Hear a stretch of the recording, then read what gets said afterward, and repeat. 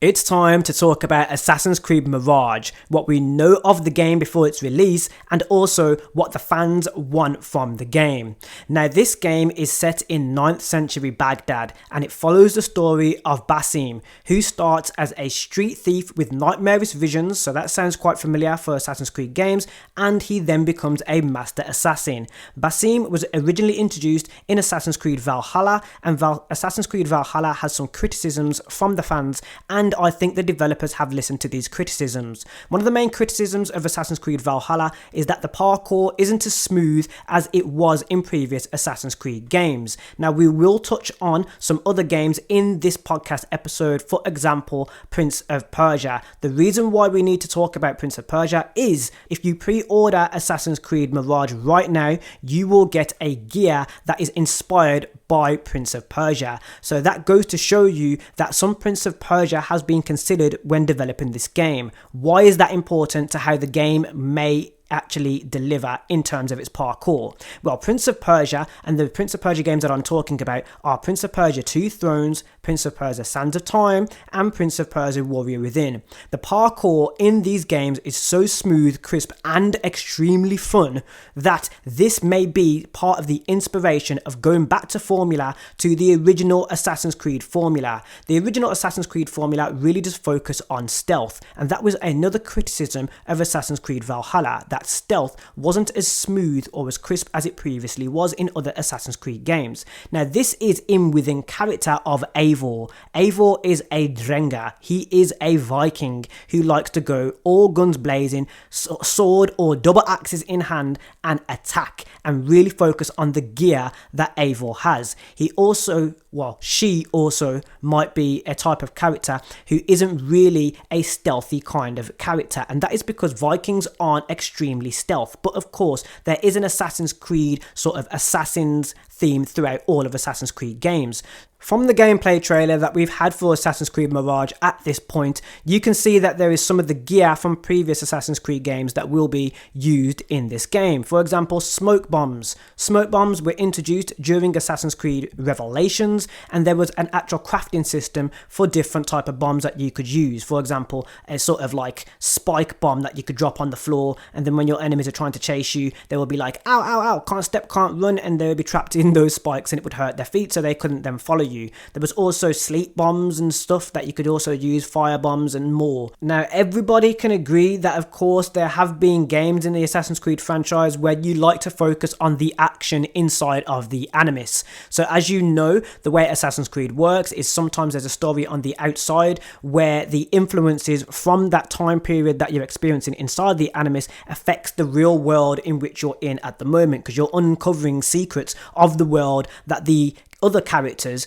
are actually experiencing. And this can be, for example, Desmond Miles, which is a huge example. Everybody knows who Desmond Miles is. If you've played any Assassin's Creed games of the previous generation, you know Desmond Miles is somebody from the, let's say, real world, like it's a Matrix thing, and you're plugging into the past. So you go into the past to find out more about the present. For example, the Templars' influence over the world, or the Hidden Ones, and where they have left clues as to where they may have left a piece of Eden, what a piece of Eden is. This is how the Assassin's Creed games have played that storyline. It's you go into the past to find out things about the current time. And when you do that, of course, you are experiencing two different types of gameplay there. When you're outside of the Animus, you might not be able to use parkour because there were things introduced into the game during Assassin's Creed 2, like the bleeding effect. The bleeding effect is where your character from in the real world, the present time, you are experiencing and learning along with your assassin ancestor that you're plugged into the memories of. So sometimes the bleeding effect can make that character also learn parkour.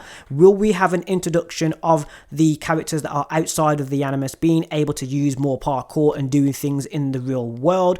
Who knows? But of course, when we go back into the Animus, we get all of those abilities, and that is what everybody loves about Assassin's Creed, having those abilities, that parkour, those assassin abilities, and more. It'd be really cool to see them explore further in the present time of a present time character, having more of a bleeding effect, like Desmond Miles was going in that direction of, and using those abilities in the real world, maybe just parkouring up the side of a New York skyline or something, or running along a crane. think that would be really, really cool. We haven't seen too much of the outside of the Animus in terms of Assassin's Creed Mirage. So we don't know what the real world characters, what Lucy, well, not Lucy, Lucy's no longer with us, what Rebecca and Sean are up to. So we don't know if they are, you know, the ones that are plugged into the Animus. It might be a different team. Who knows? We haven't had that storyline in terms of what's going on with Assassin's Creed Mirage. So that is something that also we should probably keep an eye out for, because that is something that might lead into what's going on with the Assassin's Creed franchise.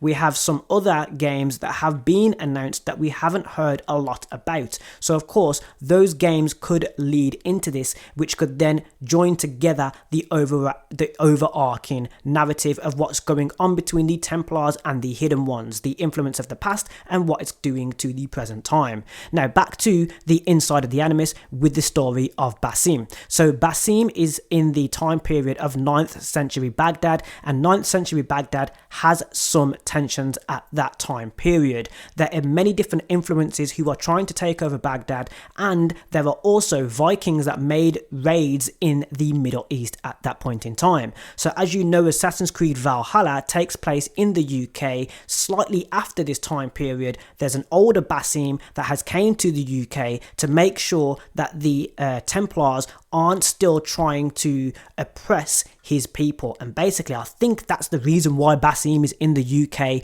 actually, you know, influencing what the Vikings are doing during the tension between the Danes and the Saxons. So that's a really interesting take there, because we are sort of, with Assassin's Creed Mirage, getting the prequel as to the reason why Basim is even in the UK. Now, does that lower the stakes for the storyline? No, because as a character, there are different stakes that can be at stake in the storyline depending on what the storyline delivers. So you could have a friend that you're trying to protect. There could be a whole creed that you're trying to protect. There could be people that you need to save, different influences and what you need to do in Baghdad to try to save Baghdad. You could be choosing one side or the other. You might have been on the side of the Templars for a bit. You don't know what the story of Basim is yet. But one thing is certain, the fans wanted to see more of Basim, more of the Hidden Ones, and that is looking like what we're going to get. There are some great talents as well that are involved with this game that should really build out the story and help us follow the story in an exciting new way with a different tone and feel. So that's going to be really, really cool as well. Now, going back to stealth, of course, stealth was one of the main pulls of an Assassin's Creed game. It's definitely one of the strengths and what people wanted more of. In Assassin's Creed Valhalla, which is the previous installment that we've just had, stealth is a part of the game. We have not yet had too much information in terms of the combat system. We do know that smoke bombs are going to be used. Now, when smoke bombs were introduced, that was Assassin's Creed Revelations, and there was a crafting system with those smoke bombs, and you could collect, of course, your loot in order to craft new smoke bombs that had different properties. Now, these properties have been used in other games. What I mean by this is, if you've played any games like Assassin's Creed Rogue, you have a dart system like you do in another one, which for example Black Flag. If you've played Assassin's Creed Black Flag, there is also a system there as well where you can put enemies to sleep, and all those different things that you can do with darts or arrows and things like that. You can set your arrows alight like in Assassin's Creed Valhalla. There are different ways that an assassin can use these different gears to change the gameplay of the game, and depending on which assassin you're using, this might come from your hidden blade or this might come from a dart, but it's within context of that assassin. And I think that's what Assassin's Creed Valhalla done well. It's in within context of Eivor. There are things that Eivor would not do and things that Basim would do, and those differences are just basically a flavor. It's a taste. It's what you want from the franchise, not basically what the franchise is delivering for that character. It was within context of the character. Now, some people might disagree with that and be like, no, but if you're in a hidden one and you're an assassin, you should be using stealth a lot more and your parkour should be smooth regardless. And yeah, it is more fun to have a smoother parkour system and to see those mad movements and those little crevices of how you can move around as your character in an Assassin's Creed game. That is definitely something that is a strength of the Assassin's Creed games, and that is the reason why I think the developers have gone back to formula here, back to that smooth parkour, and it's really exciting to see what the game might deliver. And this is the reason why I was very excited to see that there was gear inspired by Prince of Persia, because Prince of Persia did have a very good parkour system that was really, really fun. It was focused around fun, not around too much realism. Because when you're wall running for such a long time, you look at it and you think there's no way that somebody could physically do that for that long, but it was so fun. So the parkour being focused in Assassin's Creed might give us some of that realism with that parkour, to give us just some of that extra parkour movement that we really want from Assassin's Creed games. You want to feel like you can jump from branch to branch without the branch snapping. You don't want to have to think about the branch snapping, but if it does snap, you want to know that it's within context and it makes sense when you're playing the game. So for example, when you are playing Assassin's Creed 3 and you're Connor jumping through the Amazon rainforest, you want to make sure that you're going through and you're not falling because there is some glitch from your feet, and you want to make sure it makes sense. Now that is a part of development that developers need to think about. If they're going to introduce different things to parkour, making it really hard to parkour the side of a building because you're not jumping onto the right ledge, you need to make sure that it feels that way. So parkour being a focus in this Assassin's Creed game means that we're going to get an updated version of the previous parkour system, and the fact that Basim is within Baghdad and it's within his character and how a thief would move through Baghdad in a fast-paced large city like Baghdad in order to move around as a hidden one, it means that you're going to get some smooth, sleek parkour movements. So maybe you're going to get something that other Assassin's Creed games have not delivered, because if you even imagine a thief in Baghdad in the 9th century being chased by someone with a scimitar blade, you know that this person's going to move like a parkour Aladdin. You know that this movement is going to be very, very slick. And the fact that he is a thief in 9th century Baghdad, he needs to be fast and cunning to make sure that he keeps his arm and doesn't get his arm chopped off, because that's what would happen to a thief in that time period. You're getting your arm chopped off at a young age if you're caught stealing. So you know that Basim is going to have some good parkour system, and it's also going to make Assassin's Creed Valhalla feel a lot better as well, because if you are not a fan of that Assassin's Creed Valhalla game, then you are going to go back and you're going to think, whoa, you know what, Basim was there mentoring Eivor through that situation during the tension in the UK in that time period. That makes Basim's character have a lot more behind him and really does add to the overarching story of the Hidden Ones. Now, are we going to get some more of the Templars and see more of the Templar side like we did in previous Assassin's Creed games? There are some assassins that became Templars. There are some that were impartial. There are different things that happen in the Assassin's Creed franchise throughout the 15 years that we have experienced as the main character. We don't fully know yet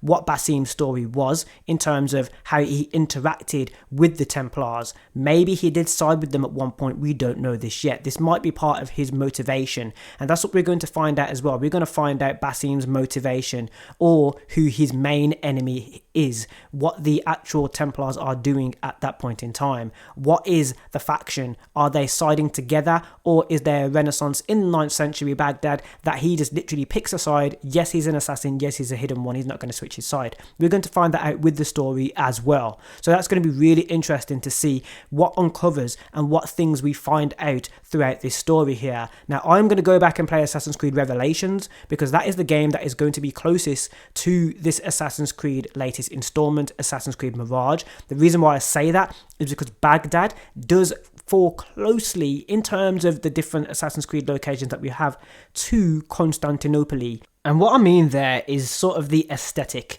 is how it looks and how it feels. You're going to be going through markets where people are, crafting different materials. You're going to have different carpet stores. You're going to have different things you're going to interact with or just see in the background that is going to be similar to a 9th century Baghdad. That's the reason why I'm going to go back to Assassin's Creed Revelations, to just see that feeling, just to see how it feels, to see the bustling towns that you have that have those sort of stores around, those market stores, you know what I mean? That sort of Baghdad store in 9th century. That's the kind of thing that you're going to be seeing around the town of this new Assassin's Creed game. You're also going to hear people that, believe it, we're innocent. You know, when you hear, like, you're just running around Assassin's Creed and you just hear that, you're just like, Hathi, he's innocent, I'm not going to kill him. Like, one of the main phrases in the trailer, in the cinematic trailer, is do not spill the blood of the innocent. And straight away, the first thing I thought of was just that line that you hear when you're running the streets as an assassin, and you just hear that, no, believe it, I'm innocent, when you've just ran into somebody accidentally.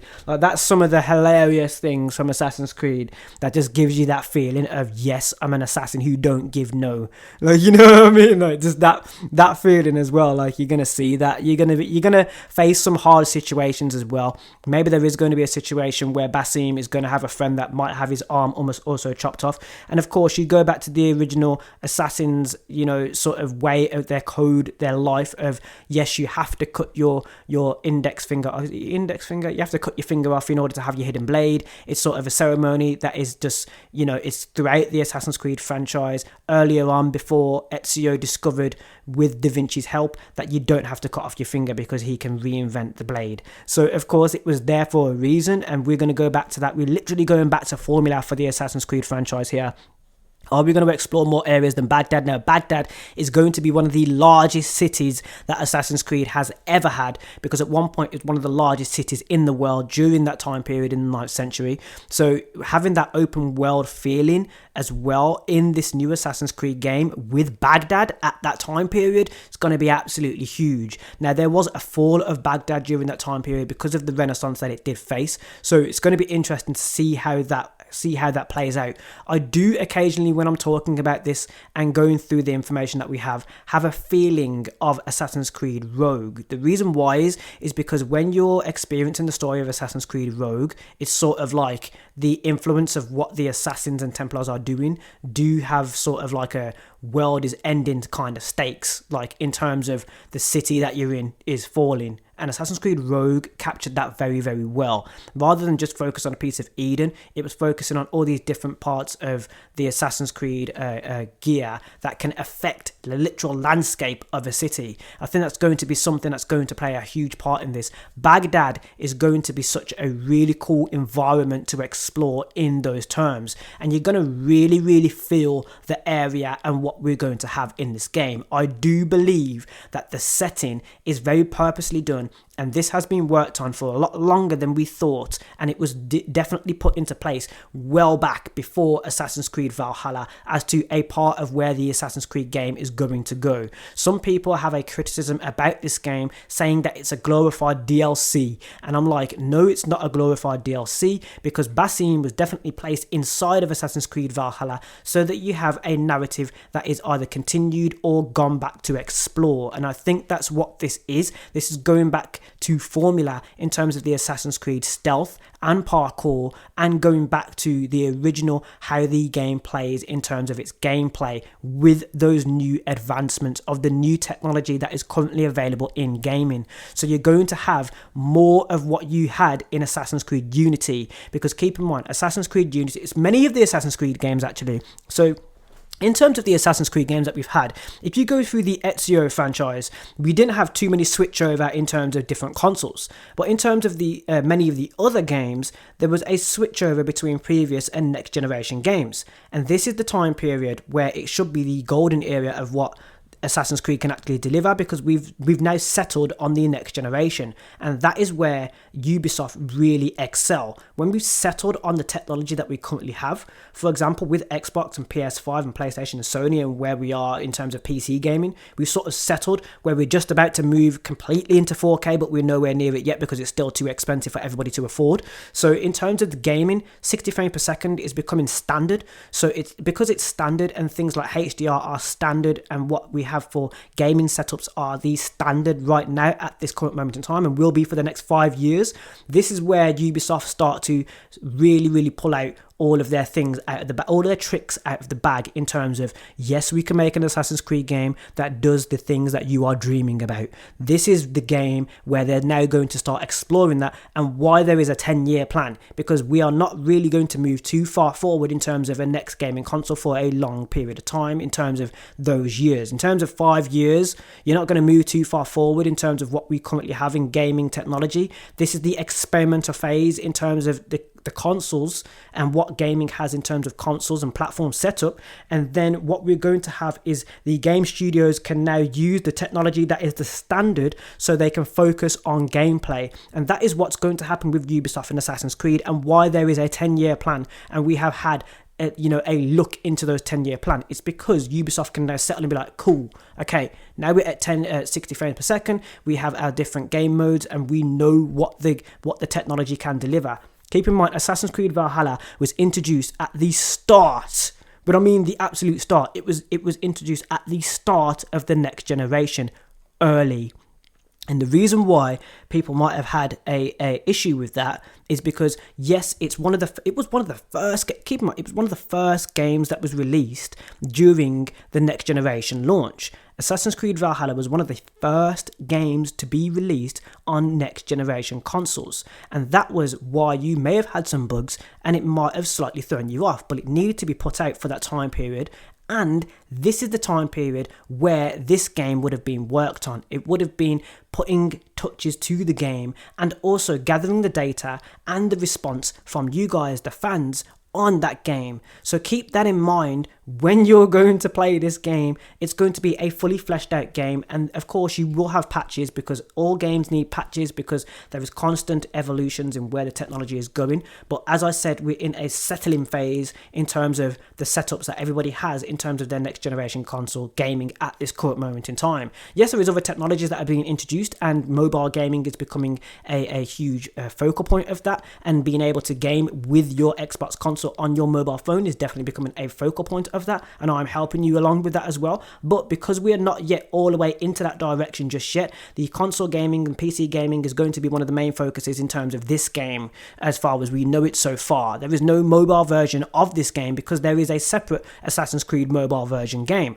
and that is because this is going to be mainly for the console sort of AAA feeling of a game, and that is going to really help you. It's also available on Xbox One, so keep in mind it's not just Xbox Series X and S. This game is also available on Xbox One, so the Xbox One gamers are going to be able to play Assassin's Creed Mirage as well, and that goes to show you that this has been developed and in development for quite a long time, because it is also available on Xbox One, which means the technology that was previously available to Ubisoft, this game was in development then, and that is what I mean by this has had more time than the fans think, because many fans have been, as I said, saying that this is a glorified DLC, and I believe that it is nowhere near. You are getting a fully fleshed out game. It's not a glorified DLC. That is disrespectful to the effort that these developers have been putting into this game. So I just wanted to put that out there in this podcast to let you know, no, this has definitely been in the oven for quite a long time. The bread has been in the oven cooking.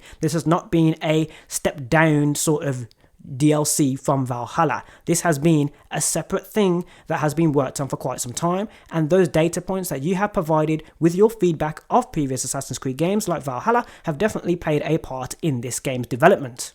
Now, I'm not going to lie, I struggled to get this podcast episode out for you because there are things that I need to get sorted in terms of my YouTube channel and where I want it to go, and you can help with that by smashing that subscribe button. So there are other podcast episodes that you can find on my channel. This is where this podcast is originally available, so you can find it right here on YouTube. That is where my podcast has started. This is the video game podcast. I think that's what I'm calling it, or it might be the A video game podcast, but you can see if other episodes that I have uploaded. Check those out as well. Have a nice listen and let me know what you think about in the comments as well. All comments really do mean a lot to me because it gives me the feedback that I need so that I can keep delivering to you and make sure that you're getting the gaming information that you want, because I am talking more to developers, indie game developers as well, finding out that information for you and giving you a good insight and making sure that I'm also not breaking any NDAs or anything. Right, I'm just making sure that I'm also able to give you my gaming experiences and, you know, my gaming knowledge, and also giving you some insight as to what I think about the franchise, and also having the conversation with you guys about what you might think about the Assassin's Creed franchise, for example, which is what we're talking about here in the latest game, Assassin's Creed Mirage. So do let me know in the comment section if you want to talk about this more, if there's something that you want to talk about. Did I get anything wrong? Is there something that I said that was wrong about the franchise? It's 15 years of content that we have had, so of course I'm getting a bit older. I haven't got any greys though. But like you understand where I'm coming from, man. This is something that we all love, we all enjoy, and we all like to talk about. So if you're an Assassin's Creed fan, join in. If you're not an Assassin's Creed fan, let me know why. If you are, if you're new to the franchise, if you're new to gaming in general, you can also talk to me as well. There is no discrimination. You don't even have to be a gamer to be able to talk to me about this game. So just let me know. Are you someone who doesn't play games at all, and there is a reason why you don't play games? Was there something that put you off? Do you hate bugs? Do you hate patches? Is there something about new generation gaming that you don't like? Let me know. Let's talk about this. So thank you for listening, and yeah, see you in the next one, or well, listen to the next one. There's another podcast episode. It'll be here. I'm Anthony Allen. Thank you for listening.